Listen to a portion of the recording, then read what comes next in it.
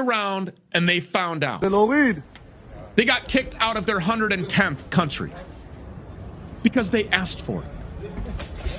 And now we're being told that the world is on the verge of another Holocaust. And that's not an exaggeration on my part. No, that's literally what we're being told. These people are such perpetual and professional victims that the Israeli government came right out and said with a video statement that the Jews are under attack with brutal force, that they're about to die, and that they're the victims of a modern-day pogrom. They just love this. Look. At this very moment in Amsterdam, Jews are being attacked at multiple locations with brutal force.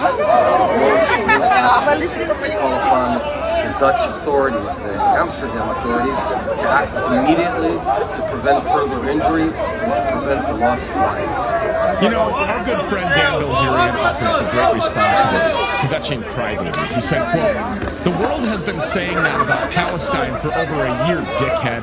You're the bullies, and this is your wake-up call." End quote. And you know what? He's exactly right. This should be their wake-up call.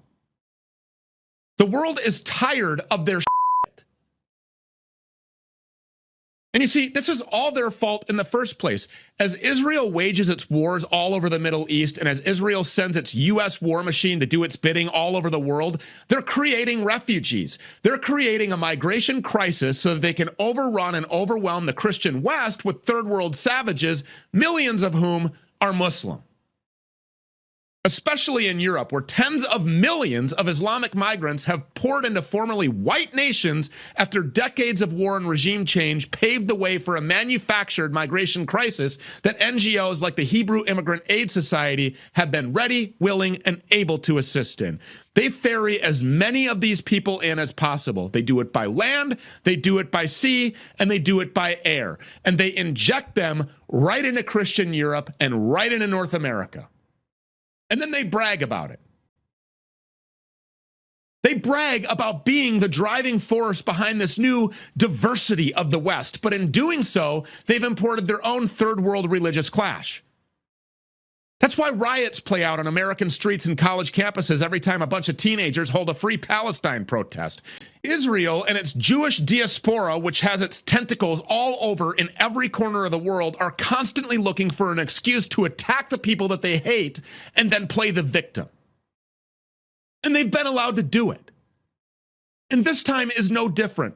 This global octopus, this Jewish-Israeli network, is using government, it's using law enforcement, it's using the media to paint themselves to be the victims, to paint themselves to be on the verge of a genocide, to manipulate the rest of the world into letting them continue to do whatever the f they want, all at the expense of everyone else on earth.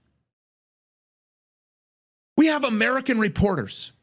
We have American politicians right now going on TV, writing in papers, posting all over X, all about how some kind of Holocaust has taken place in Amsterdam because a bunch of Israeli bullies got f***ed up and found out. These guys were criminals, like so many of their people tend to be. They went into somebody else's country and committed acts of violence against people who they thought wouldn't fight back. But guess what? They weren't in the West Bank. They weren't in Gaza. They weren't going up against disarmed Palestinian women and babies or malnourished 6-year-olds throwing rocks at tanks. They were on an even playing field this time. In a street fight, on neutral ground, and they got their asses f***ing